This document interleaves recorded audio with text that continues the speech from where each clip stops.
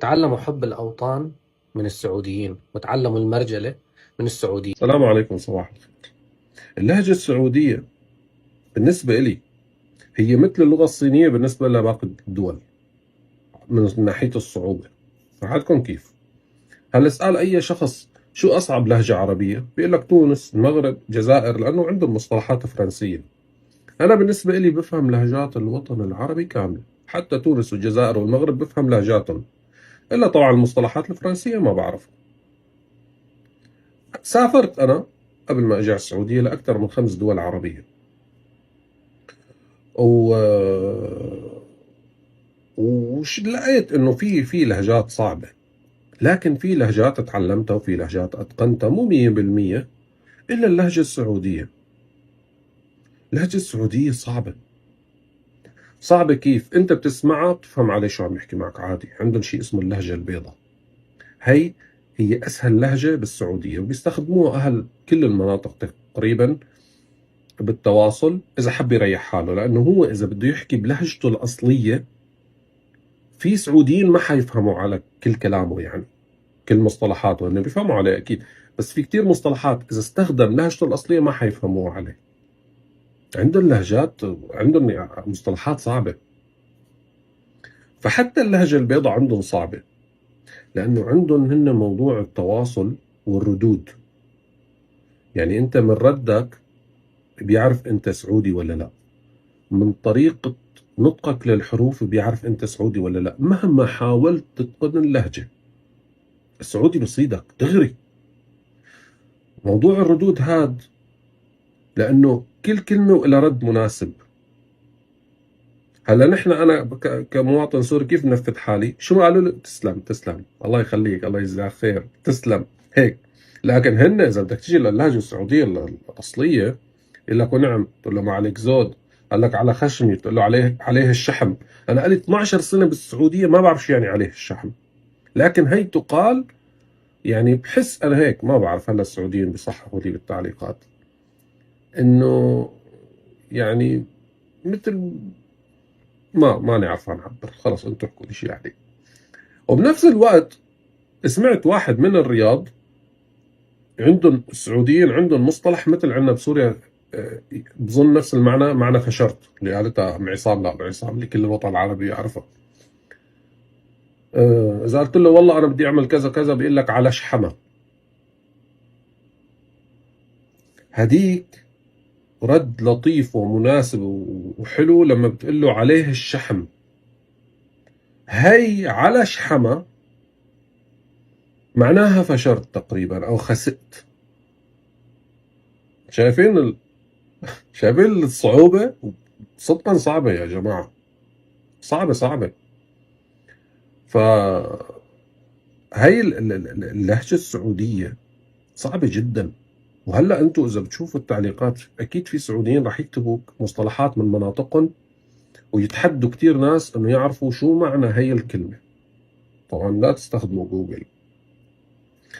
فهذا اختلاف اللهجات عندهم، لدرجة انه انا بيحكوا معي عملاء احيانا سعوديين على التليفون، السلام عليكم، قال له عليكم السلام. بيقول لي انت اردني ولا سوري؟ شو عرفك؟ قال لي نحن عندنا طريقة نطق الحروف بنعرف هذا سعودي ولا لا. قلت له بس انا ما قلت لك غير عليكم السلام بس. قال ببين، نعرف دغري. سبحان الله. اللهجة السورية نفس الموضوع. اللهجة السورية الناس بتفكرنا انه نحن بنحكي مثل باب الحار، وهي رسالة للسعوديين من الوطن العربي، والله ما بنحكي مثلهم، والله لهجتنا مختلفة. هاي ليكني انا عم بحكي ما بحكي مثلهم. آه، فبتلاقي انا بشوف فيديوهات. مره شفت واحد عمي يحكي لواحد سوري، قال له شو ابن عمي؟ لا انت هون بدك تفرق. راح اقرب لك اياها للمثال هذا، راح اقرب لك اياها. لما تقول شو ابن عمي، ابن عمي مع هاي المطه، هاي بتقولها عنا المرة لزوجها طبعا، وغير مستخدمة حاليا، قليل جدا. أه، بتقولها لزوجها لانه ابوها، ابو الزوج بيكون عمها. اما اذا قلت له كيفك ابن عمي هيك بسرعة عادي، بس هي ابن عمي لا تستخدمه. الأمر الثاني، شفت واحد سعودي كمان شاف واحد سوري قال له شو لك؟ لا طول بقى، عيب عندنا نحن، ما تقول له شو لك.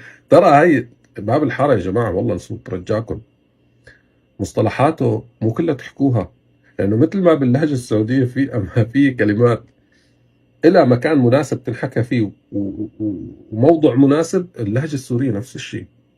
باب الحارة ما حدا بيحكي فيها إلا عوائل نادرة وقديمة هيك وقليلة جدا بالشام.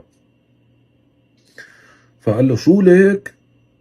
لا هي وليك، مثل لما انتم بالسعودية مثلا تقولوا ورع، تمام؟ انه يعني من باب الإهانة تقال، تقول وليك، هي كمان حتى تقال للنساء ما تقال للرجال.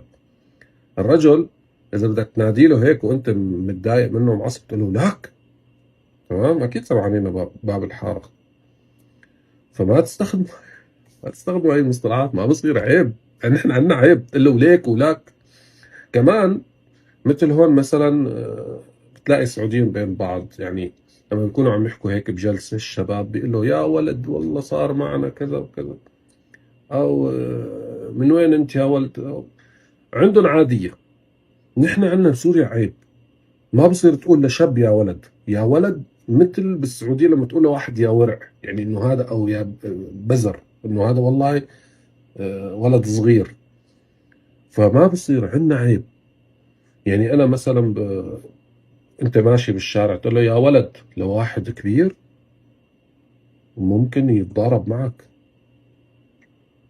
ممكن تصير مشكلة بيناتكم. ما بصير تقول له يا ولد.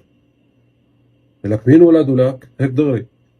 اذا انت بدك تنزل زيارة على سوريا تقول له لواحد يا ولد، عندنا عيب، ولا بسياق الحديث ما بصير تحكي له اياه.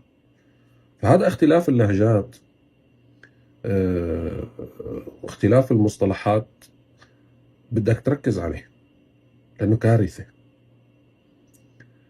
وحاولوا تعملوا لنا كورسات أونلاين. والله شوفوا، أنا بحب اللهجة السعودية جدا. لك يا أخي صعبة.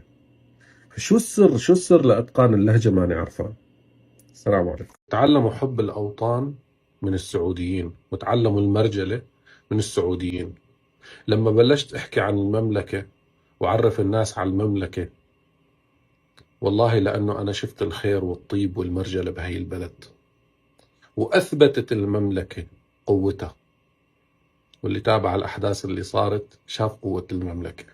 بس في شيء مهم كتير لازم كل الأرض تنتبه له، إن السعوديين مو لحالهم، مع إنه بكفوا وبيوفوا، رجال ومرجلة وهيبة. في 20 مليون سوري مستعدين يضحوا بأرواحهم، ولا حدا يرمي السعوديين بوردة، مو برصاصة، بوردة. ونحن قول وفعل بإذن الله تعالى، مستعدين نكون دروع بشرية ونكون بالصف الأول، حتى لو ما معنا سلاح، ولا ينأذى سعودي أو تنمس شعره من راس سعودي. نحن معكم بإذن الله، مثل ما وقفتوا معنا كل هاي السنين نحن معكم، واللي بيصيبكم بيصيبنا. الله يعز المملكة، والله يديم عليها الأمن والأمان. وكفو يا أبو سلمان. السلام عليكم.